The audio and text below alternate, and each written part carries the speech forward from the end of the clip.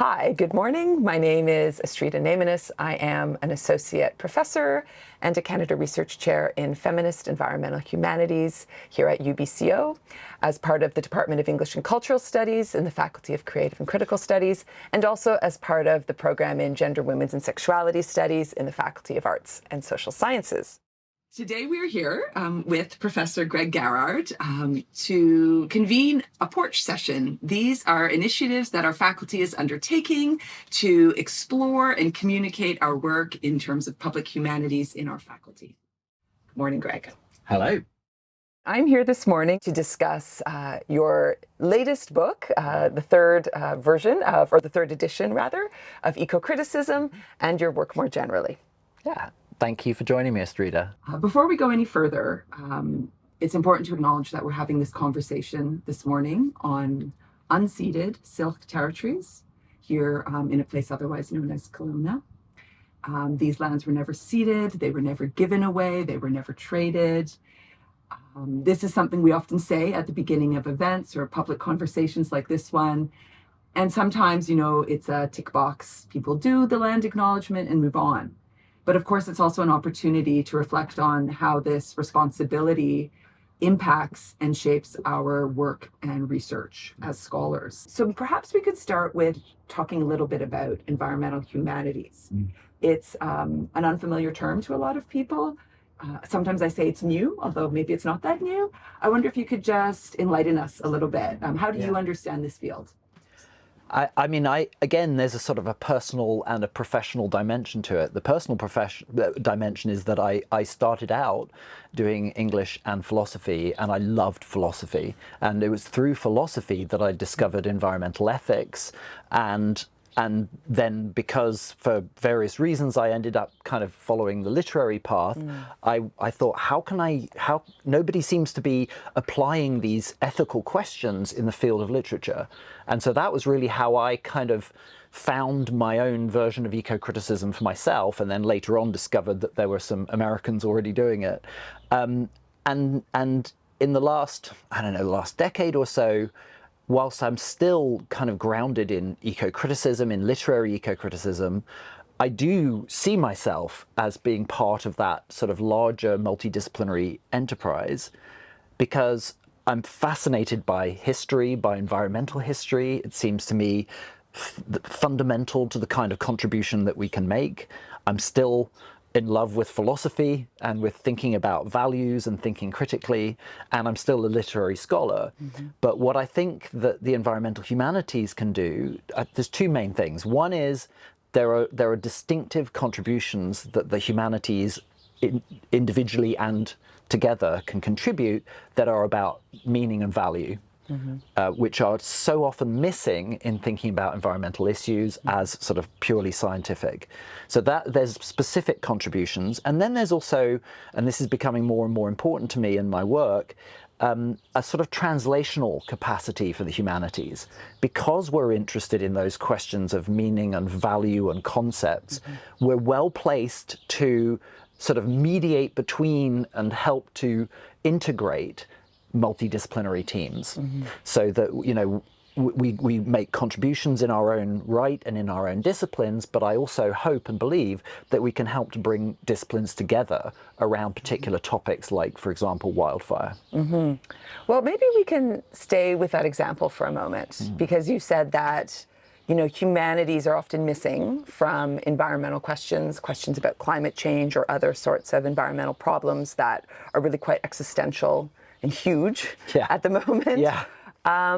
Yet I would probably wager that many sort of people who think about those questions would think it's the scientists, the engineers, maybe the policymakers, maybe the lawmakers who really are the people we need to look to make change. So what would you say to that? Like, what is the role of a literary scholar or a philosopher, for example, in dealing with the question of wildfire? Like, how are we not just decoration or, you know, some sort of aesthetic, you know, complement to the real questions? Or the communications department department. That's right. That's right. Oh, you're so good at writing. Can you do the Here, writing? just take this, scientific thing I've done Yeah. and communicate it in a pretty way.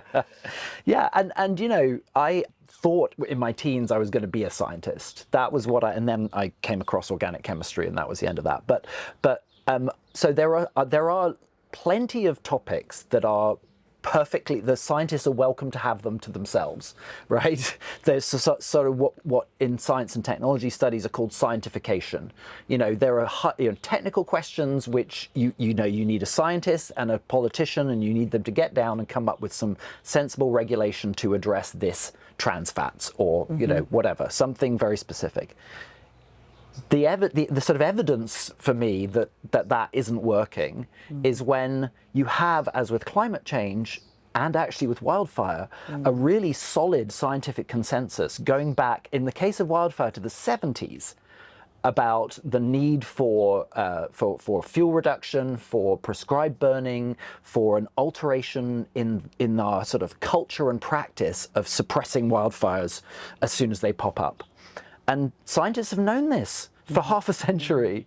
And yet here we are with ever thicker forests and ever bigger forest fires, and now the extra accelerant of climate change. And that tells me that, like as with climate change, where there's been a strengthening consensus over 30, where are we now? Yeah, 30 odd years. That mismatch between a scientific consensus and the political and cultural response to it tells me that there's something profound that's missing from that. And for me, that speaks to the need for thinking about meaning and value and culture. So how can studying literature help with this?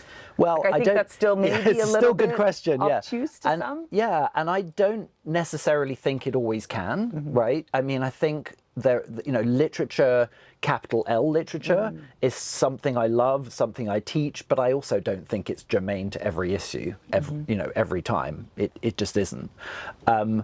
But what literature can do at its best is sort of stage, in fictional or non-fictional terms, it can kind of stage the questions we need to be thinking about. It's not good at supplying answers, which is why, kind of some university leadership don't like it very much. But it enables us to get a deeper understanding of what the questions are, what the problems are, what the barriers are. So one of the things that I'm interested in, and it's something I'm only just kind of trying to think through, is in philosophy there's a thing called an acts and omissions doctrine. So we take it for granted almost that, like, to kill somebody is really morally distinct from to fail to prevent them being killed. And I'm sure in many cases that's true. But it's a very dubious distinction quite often. Like, not doing something can be negligent or culpable, right? So we know that if you start a fire, including if you do it for good reasons as a prescribed burn, you're liable in law. And everybody can see the outcome, right? The fire is there, it's on the landscape. What nobody is ever paying attention to is the failure to burn. The absence of burning. I say nobody, indigenous people, they experience that lack, that absence. But beyond that, most people in settler colonial society, we don't think it's culpable that these lands are so much more heavily forested than they were in pre-colonial times. So how do we sort of analyze and represent that asymmetry, that weird asymmetry of, like, the liability for the act of burning versus the lack of liability or even legibility, visibility for the failure to burn, which is now, leaving us with this emerging disaster right now in Canada, right this minute, across Canada and Quebec, right? And in Nova Scotia, but also, it's coming our way. We know this is going to be another wildfire summer. That's right. And the main reason climate change is accelerating it, but the main reason is colonial land management. And so if I'm hearing you perhaps I could paraphrase it by saying that literature like stages this opportunity for you and I, or for us with our students, for communities, to think through like, what are our relationships to this place? How did we get here? What are the values such that this is a culpability, but this isn't? Yeah, exactly. You know, sort of time to think those things through in all of their nuance. Yeah. And I think also, you know, now that I've been doing this a long time, it becomes sort of, it's kind of interesting how the things that people in my field were saying about, you know, how literature wasn't engaging with climate change, or how, you know, literature wasn't doing well at, say, representing non-human consciousness. People who write books actually kind of probably took some of those courses because, you know, with climate fiction, we've seen actually this is an enormous outpouring of climate fiction. With wildlife documentaries, they've changed over time. I'm not saying in response to me, but but like they've changed to kind of acknowledge in some way some of these criticisms. So it may not be that we already have a literature that acknowledges that asymmetry in wildfire liability, for example, but we might, and if we draw attention to it, then we could. So maybe now is a good chance to turn towards this new, well, I'm going to say new book, but it's not really new because it's the third edition of a book called Ecocriticism, that I think does the very challenging job of trying to say this is a field. So could you tell us a bit about, you know, how you came to write that book in the first place, perhaps how it's changed over its 3 iterations, and, you know, what work it's doing to both sort of narrate a field, but perhaps also intervene in it. Yeah. Well, I mean, the book is in a series called The New Critical Idiom, and that book is intended to provide sort of critical summaries of important concepts in literary study. And most of those titles were written by senior scholars who really knew the field very well. The title on literature was written by Roger Ebertson, who is a very, you know, eminent British scholar. My PhD supervisor, Jonathan Bate, Sir Jonathan Bate as he now is, was asked to do it, but he was too busy, so he said, no, my grad student can do it. And that I knew that was quite an awesome responsibility, but I didn't really understand what it turned out to mean, not least because since 2004, there's only actually been one other kind of introduction to eco-criticism that's been written. So it's kind of become the default summary of the field. And you know, then the second edition was really just sort of tinkering. I rewrote the chapter on animals because a friend who does animal studies said, yeah, that wasn't right, that was just wrong. So and then over time I became conscious that, you know, the change was going to have to be so huge. It's 20 years worth of material, but it's also 20 years worth of me thinking through things and listening to criticisms and so on. And it's also 20 years of big forward steps in adjacent fields, such as gender studies or indigenous studies. And of environmental change. That's right. Like the original book barely mentions global warming, because in 2003 it didn't seem like it was a thing, but it wasn't the thing. Right? And so many things have changed. Including me, and so I knew that if I was gonna do another edition, which Routledge asked for, it was going to be a big deal, and it was a big deal. I'd really like to ask you here, you know, about this move to sort of open up the field, right? Whether it's environmental humanities or eco-criticism, you know, to be more inclusive. I think some would say that just sort of, you know, perforating the borders a bit, making a bit more of a big tent is a little bit remedial, but doesn't really get to the heart of the problem of us living, you know, in a time where the colonial institution doesn't really serve the planet. What would you say to that? Like, do you think that eco-criticism and environmental humanities have it in us to sort of fundamentally change the way we need to really take on board criticisms, and I don't want to just call them, contributions, but like fundamental knowledge from First Nations, Indigenous people on the front lines of climate justice? That's a huge question, isn't it? It was actually a kind of structural question for me with the book. So the original book was structured around what I call tropes, sort of big master metaphors, big ideas like pastoral, like wilderness, like the idea of the earth itself. And at that time, 2004, I wrote all of those in a way that Deleuze and Guattari would describe as tree-like or arborescent, right? They were all kind of rooted in Greco-Roman, Judeo-Christian origins, and then we see the modern versions of them. And that was, I think, rightly criticized by some people for not having enough, kind of not drawing attention to what they would call rhizomic interrelationships. So in the new book, pastoral and wilderness are still arborescent, because especially pastoral just does, like the idea just does come from ancient Greece, in my opinion, right? Whereas for the other ones, like apocalypse and especially indigeneity, I really tried to make them a different shape. And to see, so in the case of apocalypse, I realized, also thanks to our friend Francisco Peña and his expertise, that apocalypses show up all over the world in different forms. And so that was a much more sort of complex picture. With indigeneity, the thing that I kind of realized is that the concept of indigeneity, unlike the concept of wilderness, is one in which other humans intervene.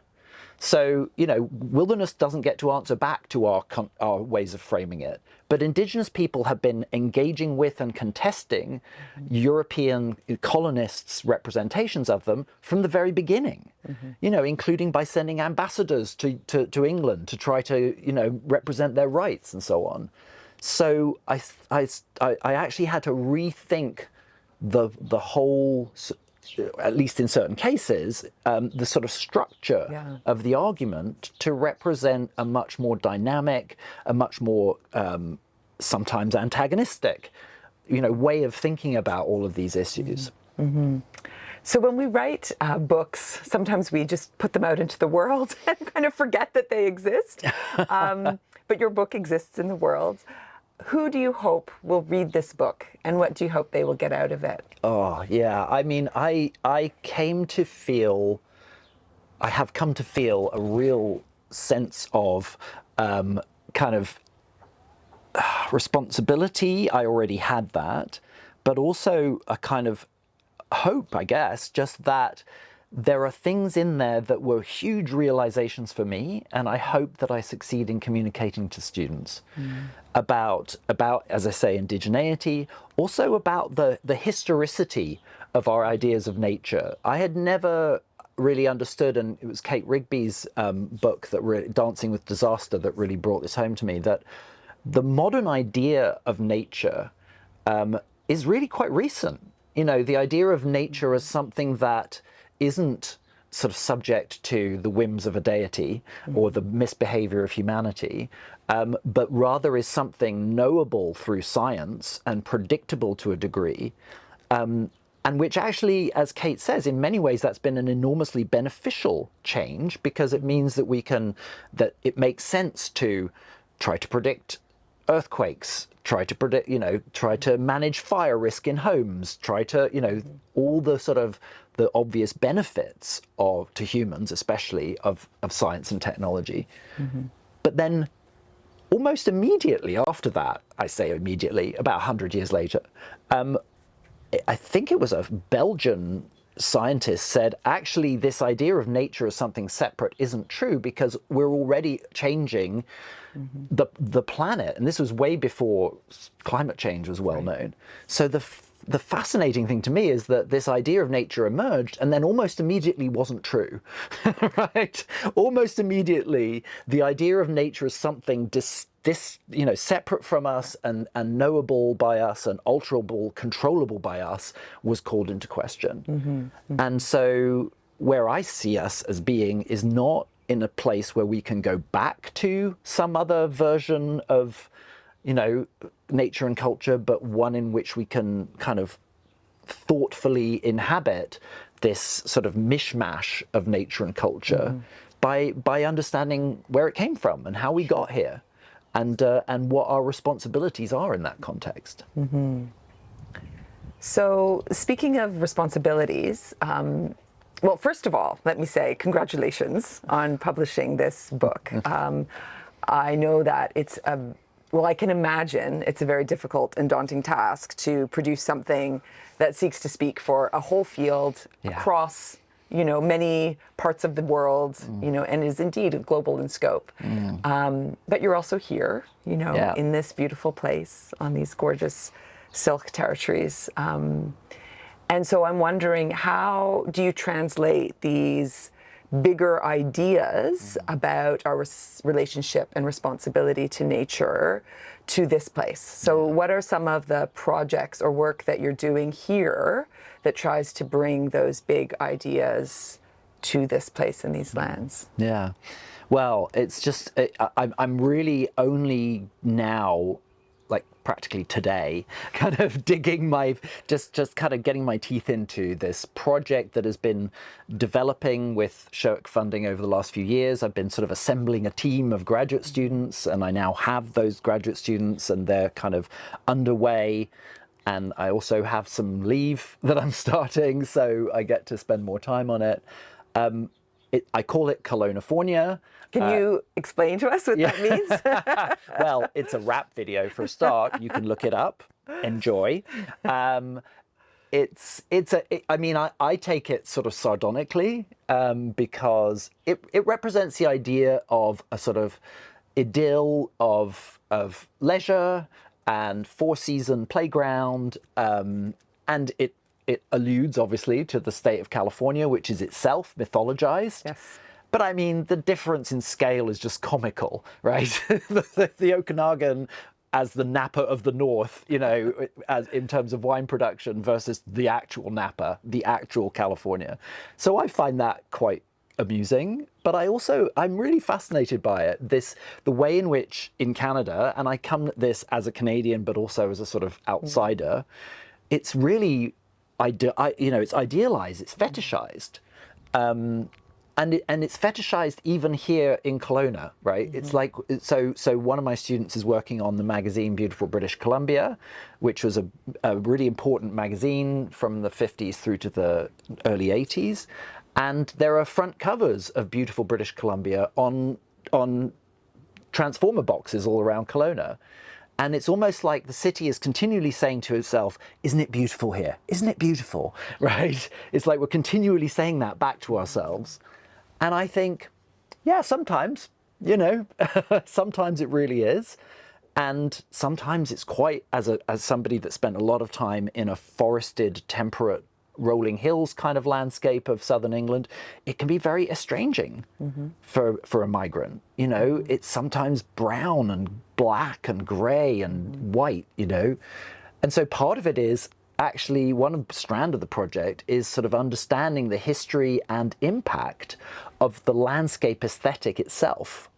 And actually, for me, for the first time ever, doing some empirical research to try to understand if I come from what we call a landscape of home that is sort of temperate and green and so on, how do I experience it? If I come from a megacity like Shanghai, how do I experience it? If I come from the prairies, how do I experience it? If I were born here and brought up here, how do I experience it? And I don't know what we'll find. Will we find that there's a sort of a bias that comes with coming from particular landscapes of home? Are some people more alienated than others? I don't know, we'll see. But the key point is that our landscape aesthetics, humans always reshape their landscapes. They always do. And they do it in accordance with their needs, but also their desires. And so that fantasy of Colonifornia has shaped this landscape, right? There's all those golf courses. So it's actually a causal factor in the landscape we see around us. And yet we don't know anything about it. We say, oh, it's so beautiful. Don't we? We say that to each other, right? Sometimes, right? But we don't really know. We don't know, how do people really feel about it and what shapes their feelings. Right. And this is the work of a humanities scholar, of course, is to see the way that these discourses and imaginaries get reinforced and repeated such that they become materially instantiated as the world. That's right.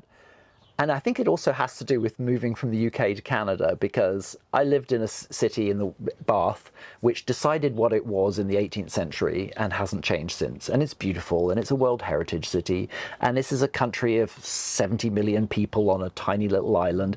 And like, the idea of actually kind of budging anything in that, to me, always seemed absurd. This is still a place where that Canada is trying to come to terms with Indigenous rights. This is a relatively small city that is growing very rapidly. It's a young university. Like, it feels as though there's a lot more to play for here, and at least some kind of credible hope of being part of that in a very different way. And so this is why I see these sort of multidisciplinary projects as actually kind of engaging with people outside the university. That's just, very, very important to me. Well, thank you very much, Greg. It's been great to chat in this beautiful place, nestled in these beautiful lands. Thanks. And thanks very much for your excellent questions. I've really enjoyed it.